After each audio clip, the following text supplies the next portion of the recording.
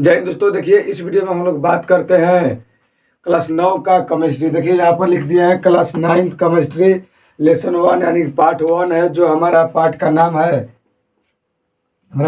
है हमारे परिवेश के पदार्थ। यानी कि इस पार्ट में, इस वीडियो में और इस जो हमारा 9 क्लास का एक पार्ट है, इसमें पदार्थ के बारे में पढ़ना है। तो उसको हम टॉपिक बाई टॉपिक पढ़ेंगे और पार्ट बाई पार्ट, और सभी क्या बोलते हैं कि सभी पार्ट का जो क्वेश्चन आंसर और टॉपिक है, जो उसका स्टार है, उस सभी पॉइंट जो है सभी एक ही वीडियो में नहीं हो पाएगा। तो उसको पार्ट बाई पार्ट करके यानी कि छोटे छोटे पार्टों में हम लोग पढ़ेंगे। तो इस पार्ट में, इस वीडियो में हम लोग बात करेंगे। इस पार्ट का नाम है हमारे परिवेश के पदार्थ। ये जो है क्लास 9 का है, और जो पदार्थ इसमें जो समझाएंगे ये 9th के लिए ही नहीं बल्कि 10th के लिए भी, 11th के लिए भी और 12th के लिए भी हो सकता है, सभी के लिए हो सकता है। जो इस पर देखिए पहला कि हमारे परिवेश के पदार्थ। तो हमारे परिवेश कहने का मतलब कि जो हमारे आसपास जो हम सभी चीज़ों को देखते हैं वो हमारा परिवेश है। और जिस हम परिवेश में रहते हैं वो हमारा क्या है, परिवेश है, वो हमारा परिवेश है। जिससे मतलब वातावरण में हम लोग रहते हैं, अनुकूल में रहते हैं, खाते हैं, पीते हैं, अपने घर के आसपास सारी पदार्थों को देखते हैं, वे सभी हमारे परिवेश के पदार्थ हैं। तो पहले सबसे पहले समझते हैं कि पदार्थ क्या होता है, पदार्थ किसे कहते हैं। तो देखिए पहले से याद रहा कि पदार्थ तो जो वस्तु कुछ स्थान घेरे, जिसमें द्रव्यमान हो एवं आयतन, और जो अवरोध उत्पन्न करे। जो कुछ स्थान घेरे यानी कि कोई वस्तु स्थान घेरती है जिसमें द्रव्यमान एवं आयतन हो। द्रव्यमान मतलब कि उसका कुछ न कुछ भार होगा, और जो आयतन यानी कि आयतन उसको कहते हैं जो कुछ स्थान घेरता है।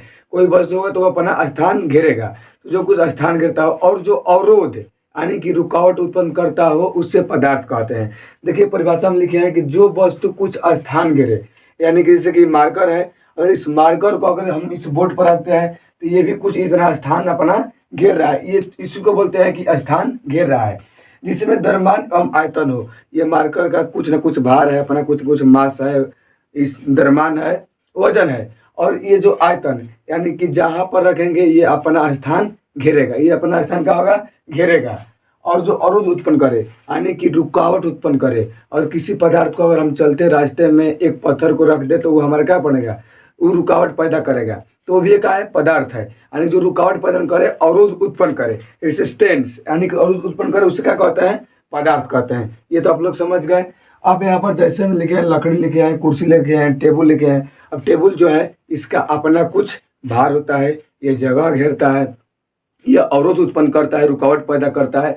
तो पदार्थ उसे कहते हैं जो कुछ स्थान घेरे, जिसमें द्रव्यमान एवं आयतन हो, और जो अवरोध उत्पन्न करे। सिर्फ 4 बातें इसमें देखना है, स्थान घेरे, आयतन एवं द्रव्यमान हो, और जो अवरोध उत्पन्न करता है उसे पदार्थ कहते हैं।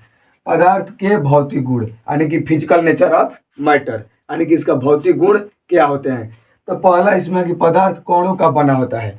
पदार्थ कणों का बना होता है। पदार्थ कोई पदार्थ होता है वो छोटे छोटे कणों से मिलकर बना होता है। बिना कण के कोई पदार्थ नहीं बनते, उसमें छोटे छोटे कण निकलते हैं। दूसरा क्या हमारा है कि पदार्थ कण अत्यंत सूक्ष्म होते हैं। अत्यंत मतलब सूक्ष्म मतलब कि जिसको हम लोग अपनी नांगी आंखों से नहीं देख सकते हैं। बहुत छोटे छोटे कणों से मिलकर बना होता है कोई पदार्थ। ये मार्कर ही है। इस मार्कर को बनाने में बहुत सारे पदार्थ उपयोग हुए होंगे, और वो पदार्थ इतना छोटे छोटे होते हैं कि हम लोग को दिखाई नहीं देते हैं। हालांकि वो अलग का बात है कि बनकर एक बड़ा सा मार्कर बन गया है, लेकिन ये जो है ये कणों से मिलकर बना होता है। और जो कणों से मिलकर बना होता है वो कण अत्यंत सूक्ष्म और छोटे होते हैं, जिसको हम लोग अपनी नांगी आंखों से नहीं देख सकते हैं।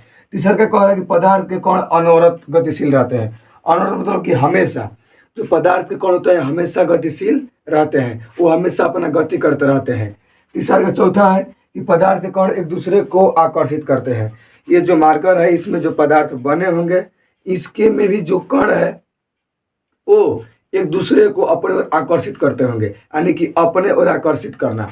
तो जिस बल के कारण पदार्थ के प्रत्येक कण एक दूसरे को अपनी ओर आकर्षित करते हैं उससे अंतरा अणुक आकर्षण बल भी कहते हैं। ये हमारा एक क्वेश्चन बन गया कि अंतरा अणुक आकर्षण बल किसे कहते हैं। तो जिस बल के कारण पदार्थ के कण एक दूसरे को अपनी ओर आकर्षित करते हैं उसे अंतरा अणुक आकर्षण बल कहते हैं। और इसी बल के कारण कोई भी पदार्थ कठोर और मुलायम होता है। चौथा पांचवा हमारा पदार्थ के कणों के बीच रिक्त स्थान होता है, यानी कि पदार्थ के कण के बीच रिक्त स्थान भी होता है। और पदार्थ के कण के बीच रिक्त स्थान भी होता है। तो पदार्थ के कणों के बीच रिक्त स्थान को अंतरा अणु का स्थान कहते हैं। और देखिए ये 2 पॉइंट जो है मेन पॉइंट है, अंतरा अणु का आकर्षण बल।